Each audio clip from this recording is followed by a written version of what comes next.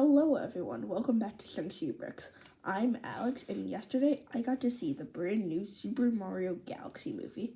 If you saw my video back in either late December or early January, I talked about my top 10 most anticipated movies of 2026, and this was, I think, like 6th or 7th on the list. So, I definitely was excited for this one, but I have a lot of thoughts to talk about.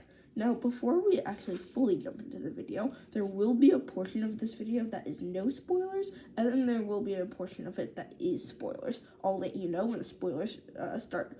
The spoiler stuff starts, where you can come back to the video after you see the movie, or if you just don't really care about spoilers, you can obviously just watch the spoilers bit. But the spoilers part is half talking about some critiques, half talking about some things that they might do for the future for the inevitable sequels to this movie. So with that, let's get started into the no spoilers segment of this video. Okay, so I think the first thing that we do have to talk about in the no spoilers segment, which is basically kind of the main theme for my whole review, is just the absolute kind of absence of all plot possible, which is really disappointing because, like I said before, I was very anticipated for this movie. So let me kind of talk about what I mean by the absence of plot.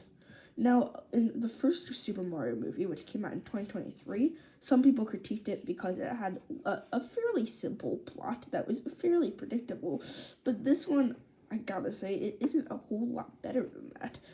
It doesn't really have any kind of, like, character building moments. I'll kind of talk about this a little more in the no spoilers section in the spoiler section where I get a bit more specific, but it's just they didn't really care about really having like a solid story. A bunch of characters are just making kind of decisions that like change every like 5 minutes. They are like kind of ignoring some characters. A lot of characters aren't getting plot lines. They do get to utilize the fact that this is the Super Mario Galaxy movie by traveling to all these new and different places, but like sometimes it doesn't feel like there's like galaxy. I honestly just thought that like they kind of just like skipped the plot part and they wanted to focus more on the references, which I think is one of the more positive parts of it. Now, I was a bit disappointed about the plot part, even though that the first Super Mario Bros. Movie in 2023 also had kind of a story issue where the story was a bit simpler than I think we kind of hoped. Now, for this first Super Mario Bros. Movie in 2023, it was made by Nintendo and Illumination. Now, Nintendo is obviously the company that owns Mario, and then Illumination is the kind of the movie studio that made movies like Despicable Me. So obviously, Despicable Me has a very great story. I mean, it is on the more simpler side, but it is like a solid story that is like about like real things.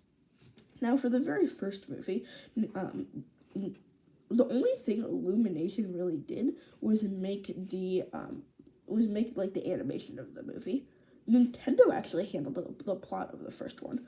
So Illumination didn't really have a ton of focus on the actual plot of the first movie. All Illumination did was really just animate it. Now, Nintendo obviously is known to be making video games. They aren't really making movies. They're making like video games, which most video games don't really need to have super complex story elements in it, especially games like the Mario games that obviously make Nintendo successful. Those games are meant for like 10-year-olds, so obviously like they're not gonna have this big like crazy like very like complicated story. So I mean, for that, and like I guess it makes sense that the first movie was a bit simpler in plot. But when we get to the second movie, apparently Illumination was working on was like head of story, like working on it, like basically mainly working on this one, which I'm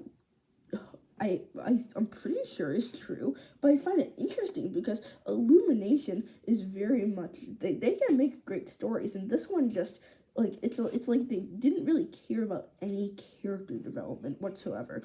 It was really strange to me. One of the things about this movie, it isn't really a spoiler, but it kind of definitely picks up right where the last one left off. So there isn't a ton of like introduction. I mean, because the plot is so simple, we don't need a ton of introduction.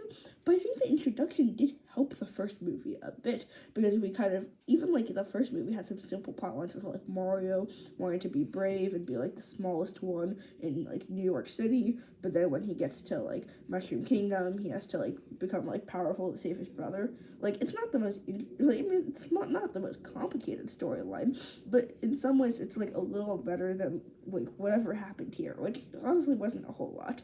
So that was kind of my main negative. I'll talk a little bit more about character stuff, but now let's kind of jump into a little more positive elements of the movie. Now, the main thing about this movie is that obviously there are a butt ton of references. The first one had them, and honestly, this one had a lot as well. Obviously, like there's so many different Mario games, and this movie is meant to celebrate the 40th anniversary of Super Mario. So there's a ton of different game references. I won't really spoil anything, but basically, like a bunch of more recent games, like you might have seen stuff in the trailer. A bunch of more recent games definitely get highlighted a bit, but then some of the older games, like some of the original games on the NES, also get highlighted as well, which I really enjoy. That it kind of shows all these different parts of Nintendo. I also like that it's kind of becoming like a family thing where like parents can see like the games that they played as a kid, where their kids can see the games that they play on their like Nintendo Switch or whatever. So I do enjoy that. And like I was with my friend Rosie at some. I've been making collabs with him, and he was like talking about like even references to like the most recent like DLC pack for a new Mario game, which is kind of crazy, and like that attention to detail is very nice. I feel like the attention to detail with all these different references is very good, but the attention to with the references don't really take away from the plot. Like you can still have a bunch of references, but then you can still have plot. Like I don't think the references were really overshadowing. I think the references were just kind of there to help, like just there for like big Nintendo fans to kind of understand different just like see different things on like a movie screen, which is very, very cool. So like I don't think like they couldn't make a good plot for the movie. I don't think they could have like they could I don't think like in Nintendo Illumination where like we can't make a good plot for the movie because there's so many references. I think the references were kind of meant to elevate that. And I mean, obviously I had so much fun with the references. And then if you've seen any of the trailers at all, the animation's great on this one. Obviously we're in a galaxy for like some of it. Some of the planets they go to aren't really like galaxy, which some people might have an issue with.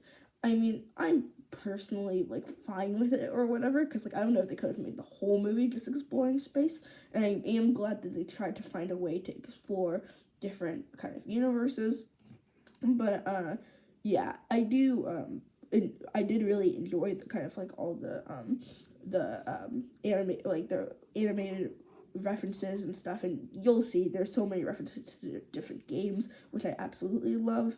It is really puzzling to me how Nintendo Illumination just couldn't have made a kind of more interesting plot with this. A couple last things to say before we finish up the non-spoiler part is that the cast is pretty solid.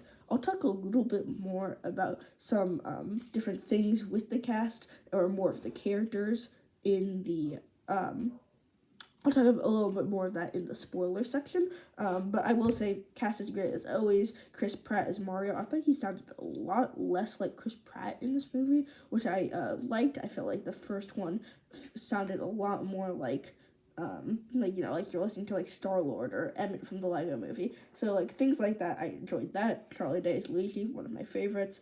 All the cast is pretty good. New cast members, Donald Glover.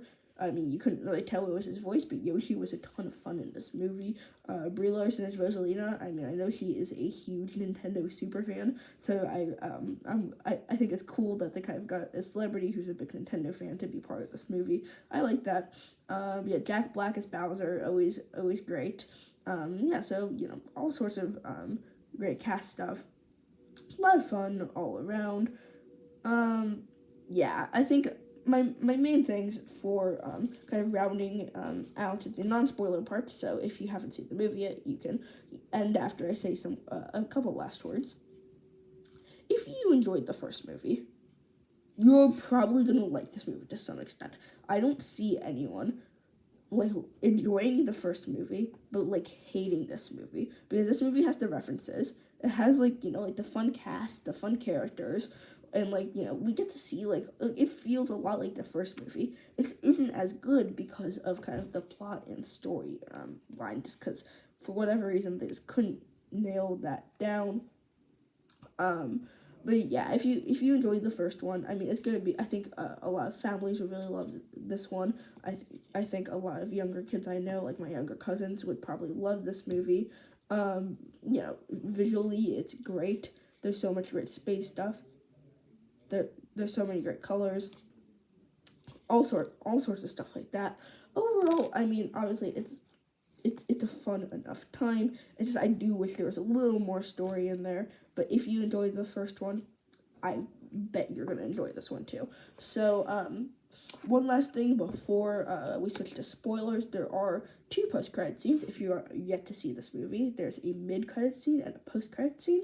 If you are, a Nintendo fan and want to see where this franchise is going to go next, I highly recommend checking out those post-credit scenes. I think you're going to definitely get a lot from them. I will be talking about them in the spoiler segment, so if you haven't watched the movie yet and you want to go see the movie and then come back so you can hear what my thoughts on some of the post-credit scenes were, you can do that. So without further ado, spoilers are ahead. So we will be talking about spoilers.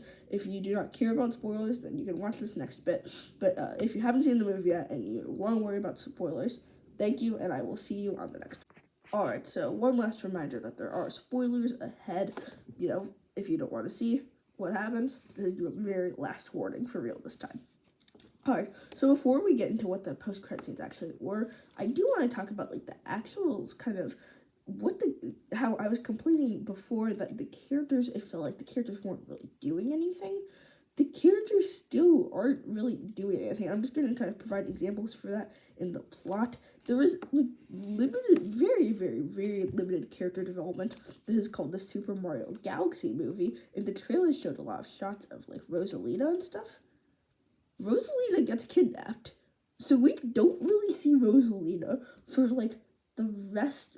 All she does is sit in her prison, and it's like she doesn't really do anything, which I thought was a disappointment because I was excited to have Brie Larson on the cast because of how much of a Nintendo fan she is, and obviously Captain Marvel and Rosalina are similar, but I don't know.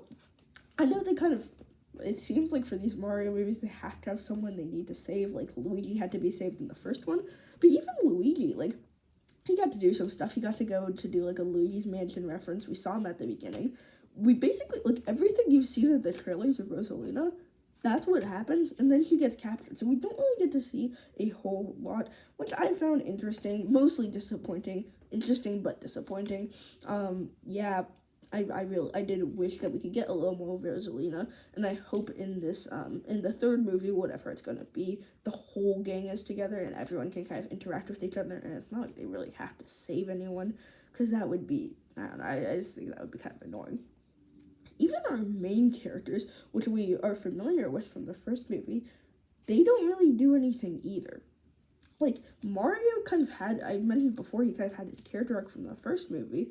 In this movie, the only kind of like character thing is just that he's scared to ask Princess Peach out. Which, like, I mean, you could have done something. Like, at least attempt to do something, use the concept of galaxy. In the first movie, he felt small. Now he's in this galaxy full of, like, dinosaurs and toads and whatnot. Like, kind of, do something besides he's just scared to ask Princess Peach out on a date. Princess Peach, this is a very, very, very spoilerly, but in Mario movie canon, it is revealed that, Rosalina and Peach are sisters, which, my friend Rosie and some did have some issues with, but just because that's not what it is in the video game. But Peach's whole thing is that she was trying to figure out, kind of, like, why she, like, not why she exists, but, like, who her family is, And I don't know, I feel like they should have maybe leaned in a little more to that. Like, honestly, maybe just, like, skip, like, the casino planet they went to. Like, that, I don't think the casino planet really, like, did anything. Like, it was cool to see, like, Birdo and stuff, but, like, we didn't really get much from the casino planet. So I feel like maybe just cut the casino planet, even though, and just get to some character developments, like something about Mario, something about Peach. Luigi and Yoshi are kind of like buddies throughout the whole movie, which I find funny because they're both green, they're both funny. Yeah, I mean, Charlie Day is awesome as Luigi. It just feels like he doesn't like get to like do a whole lot. And then Bowser's a whole other thing in this movie. Bowser's like motivations change every 5 seconds, where he's like angry, and then he's still angry, and then he's kind of happy again, and then it's like a good guy, and then sacrifices himself, and then is reluctant to be evil. Bowser Jr. makes him evil, and then he goes like full on evil again.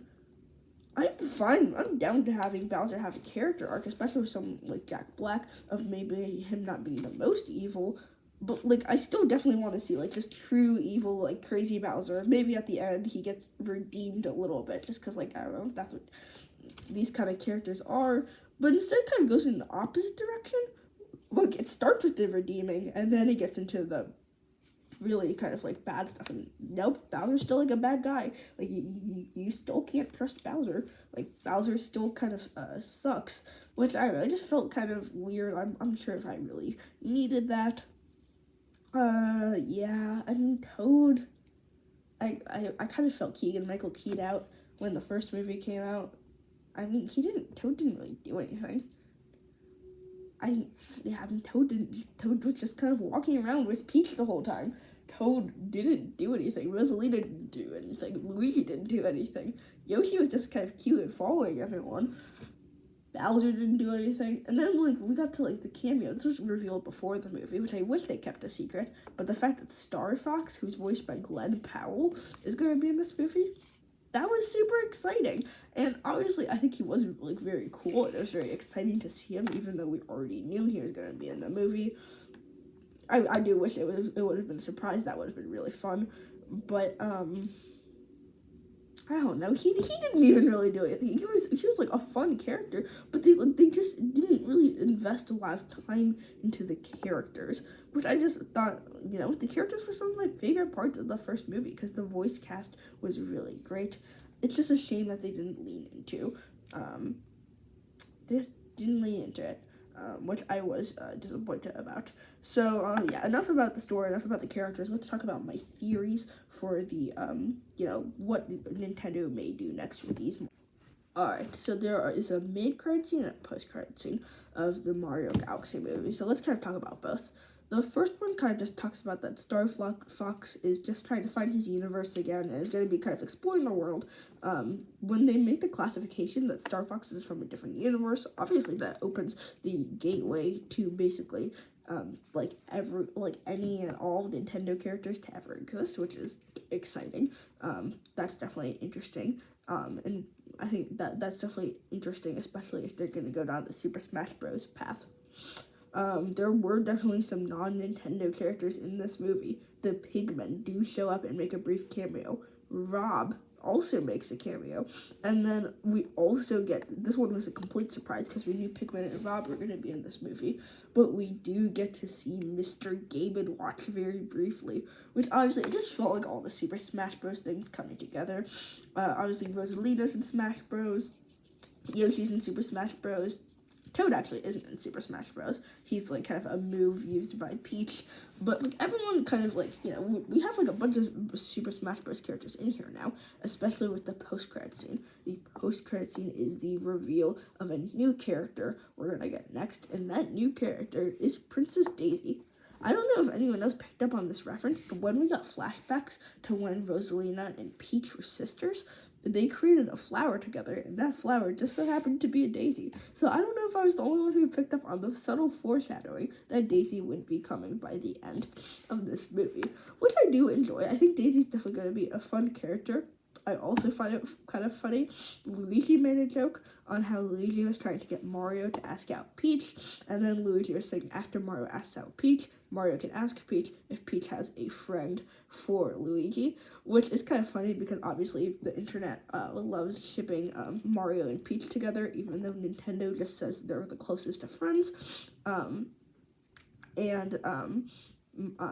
And then there's Luigi and Daisy, which obviously, like, I think there's like a Mario Kart track that has a statue of Luigi and Daisy together, which I do find kind of funny that there are like two separate incidents in the movie, kind of foreshadowing it.